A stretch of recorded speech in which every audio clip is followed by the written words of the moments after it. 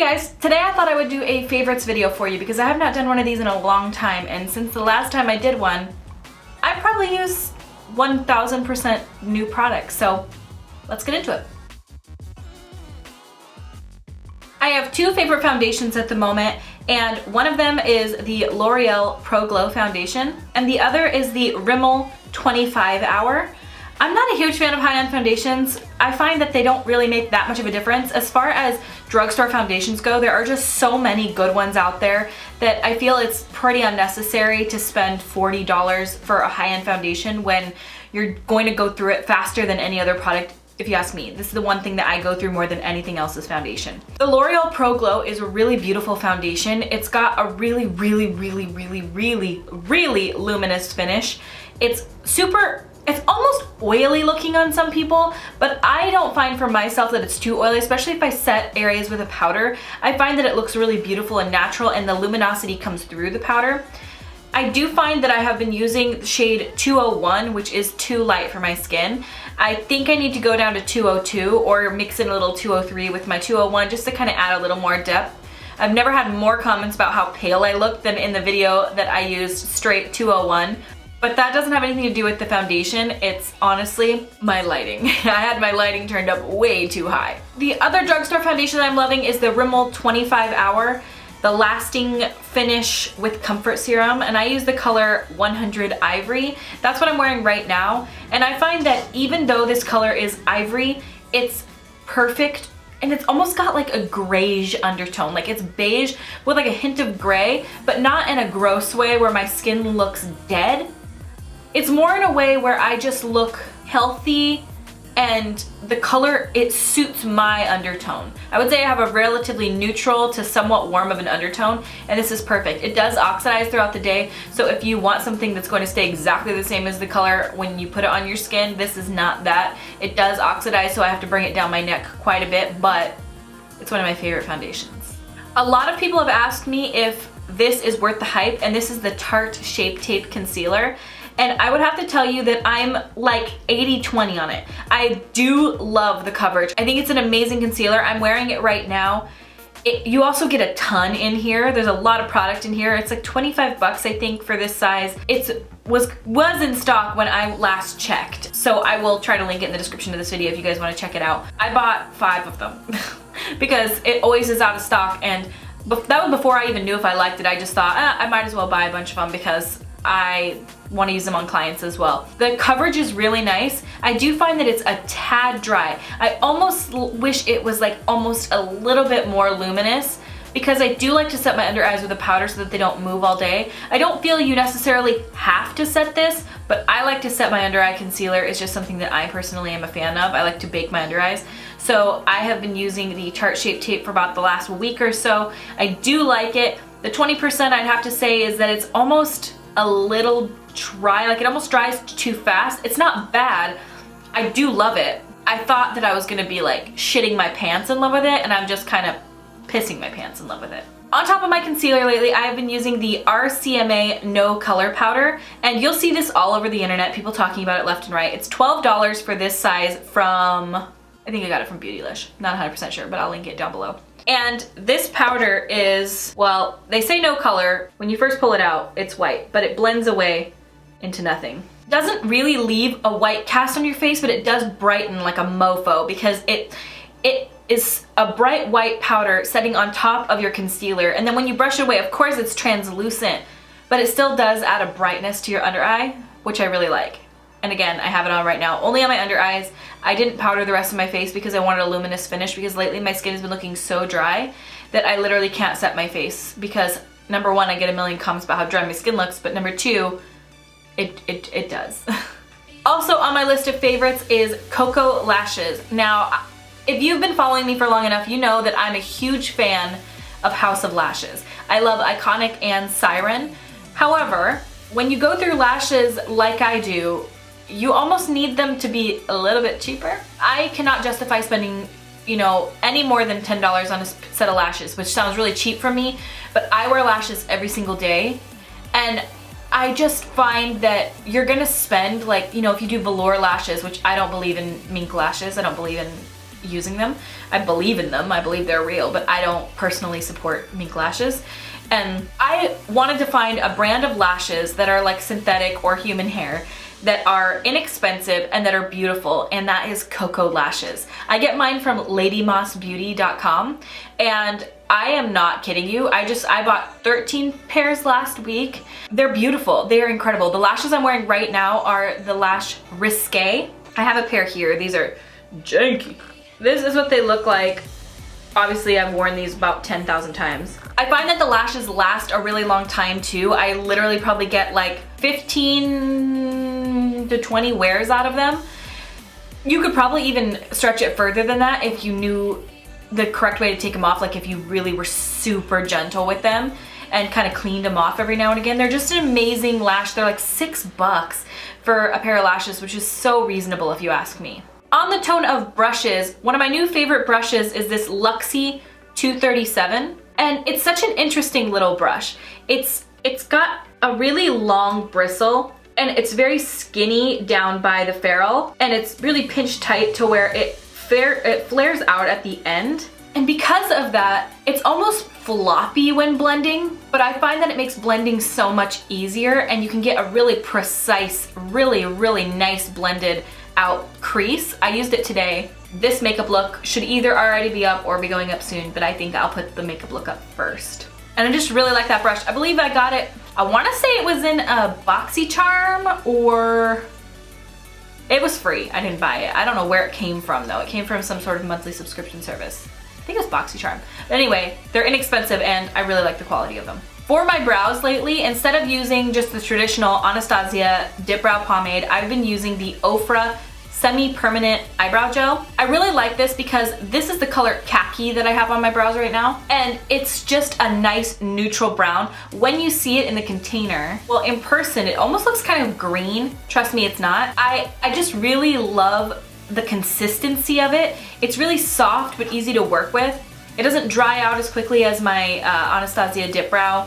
I just find that it holds all day, it doesn't budge. It's really easy to make a nice hair stroke line with. I just really like it, and I don't ever hear anybody talking about it, so I wanted to let you guys know. I went on a little nostalgia kick this morning, and I was watching some of my old YouTube videos, and I was actually looking at myself through the Face Awards and watching like unboxings and stuff like that, and my skin looked so good in one of the videos, and I was like, bitch, what highlight do you have on? And I was trying to think back, and I'm thinking, what highlight was I wearing? What was I wearing? What was I wearing? And I thought, you know what? This was back when I was really into using Mary Luminizer. And you know when you get a bunch of new highlights, like Makeup Geek sent me the whole collection of highlights, which I love, but you get all these different new highlights. Like I got the Ofra You Do You and the You Glow Girl and the Becca highlights and this and that. And you forget about the one that originally made you fall in love, and that for me is the Balm's Mary Luminizer. Now, this is the Manizer Sisters trio, but the Mary Luminizer in general is such a beautiful highlight. That's what I have on right now. And yes, I have textured skin, so it does highlight my texture. That's just my skin, it has nothing to do with the highlighter. But it itself is so gorgeous on fair skin. It even works on deeper skin tones. I find that when I work for clients, it can work. Now, if you do get the little Manizer Sisters trio, it has all three colors in it. So it's got Mary, Cindy, and Betty Luminizer in it. And you've pretty much covered all of your skin tone bases right there for highlight. The consistency is beautiful. It doesn't look chunky, it doesn't look glittery. It just looks like a soft, subtle, beautiful glow. You can build it up to be super highlighty if you want to, but it's just really beautiful and I love it. Also, one of my all-time favorite highlighters is the Physicians Formula Shimmer Strip in Nude. Shimmer Brick, Shimmer Strip, Shimmer Brick. Natural Nude. Now, as you can tell, this would work for any skin tone because you have the light side here and the deeper side here. I clearly stick to the light side because I'm a fair skin tone, but it is such a beautiful, natural, soft, super subtle, but super beautiful, real looking glow. And it's freaking drugstore, man. Physicians Formula. You guys should check it out. If you haven't tried it yet, it's highly suggested by me. It's so beautiful. I heard about it from Taylor, aka the Taylor, here on YouTube, and she was right. I was like, Physicians Formula, and then I tried it and I was like, Physicians Formula. I also got this in a beauty box. I would assume it was one of the BeautyCon or something like that. And this is the Smashbox X-rated mascara, and I really love it. It works really, really well. It's nice. I like a little bit more of a watery mascara, not so moussey. I do love Better Than Sex, don't get me wrong. But this one, I use this for my bottom lashes too, and it just is so black and really adds a lot of volume and length to my lashes. This is a little sample size, but love it. These are the Iconic lipsticks, and again, they come in this little thing that fits in Alex drawers. You guys should watch Makeup Geek's video on this, but this fits in Alex drawers. The color selection is right up my alley. I like the finish because I'm not a fan of matte liquid lipstick. I just don't like it. I don't know what it is about it, but I'm more of a fan of this finish. And I do find that your lips don't look dry, they don't look cakey, they don't look crusty. It lasts a long time too, easy to reapply. You can reapply over the top of your existing lipstick, where with liquid lipstick, when you do that, it just becomes a cakey, crumbly mess. So I am really liking these so far. I've only tried them for, I would say, like the last 4 days, so it's hard to like put them in my favorites. But honestly, Makeup Geek never comes out with anything that's not amazing. So if it's from Makeup Geek, I know I'm gonna love it. But I love these so far. I have not tried the plush creams yet or whatever. I'm not a huge fan of like moussey textured lipsticks. I just don't like especially liquid lipsticks. I just like, I'm gonna use an example. Tarte has these little matte, like moussey lipsticks. I just don't like them. Ofra's liquid lipsticks, it's not like I don't like them, but they're just a little too moussey for me. Oh, NYX's lip lingeries. I love the lip suedes, but I'm not a fan of the lip lingeries. I feel like, I don't know what it is about that whipped consistency that on my tiny ass crescent moon lips, it just does not look good. If I had big pillowy plush lips, I think it would look awesome, but alas, I do not. You know how you find brushes that just immediately become your holy grail brush and you just end up using them every time you do makeup? For me, that is the Smith 302 brush. This brush is everything when it comes to lipstick application, to cutting a crease, anything. It's so good. It's just, the shape of it is so unique. It's got almost a curved tip to it. It's flat, so it packs on shadow really nicely. It packs on shimmers beautifully. Another thing about Smith brushes, and tell me if you guys have any Smith brushes, there is something about the feel of a Smith brush in my hand that no other brush can compete with. None. It's my favorite brush handle. There's something about the handle of a Smith brush that feels so comfortable almost. Like it's the perfect size because it's got the tapered tip to it, and it's so comfortable in my hand. This is another brush that I use it on every client. I use it on myself every single day, and that's a Smith 112.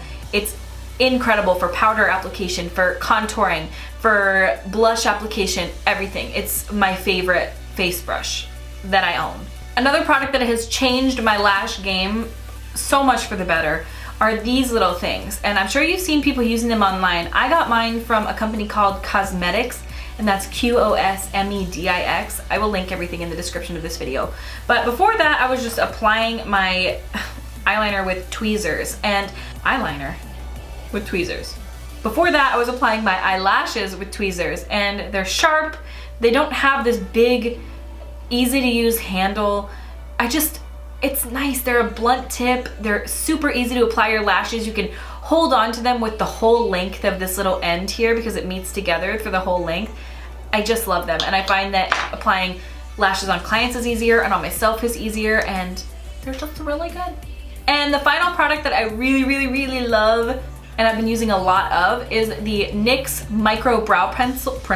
The NYX Micro Brow Pencil, and I stick to the color Brunette because I have brown roots. I need to get that shit touched up, by the way. Look how far down they're going. Woo! Works really amazing for drawing on fake freckles. It works great for my brows. If you're in a hurry, it's just such a good brow product. It's super comparable to the Anastasia Brow Wiz, but it's just cheaper. And I like it. It feels almost exactly the same as the Brow Wiz. It performs the same. It's got a really nice hard tip, so it's not hard tip. So it doesn't apply too much product. It certainly doesn't do that, but it's nice and fine so you can get a nice little hair stroke, and it's the perfect size for fake freckles. So if you like drawing on fake freckles, you will like the NYX Micro Brow Pencil. And that's it, guys. I hope you guys like this video. I haven't done a favorites video in a freaking minute. And it's kind of nice to just talk to you guys about products that I'm liking. I think I'll try to make a few more of these. I don't know if I'm going to stick to it every month. I think it might be kind of fun to do it every month, but I don't always switch up my products all that often because when I find something I really like, I tend to stick with that product. I thank you guys so much for watching. If you haven't yet, subscribe to my channel. Also, you can click the little bell next to the subscribe button and turn on notifications so that you know when I upload a video, because YouTube is sucking some dick lately and they need to get their shit together. Also, if you guys want to, you can follow me on Instagram, Facebook, Snapchat, Twitter, Periscope. You know the drill. Those are all RawBeautyKristi. I thank you guys so much for watching, and I will see you at my next video.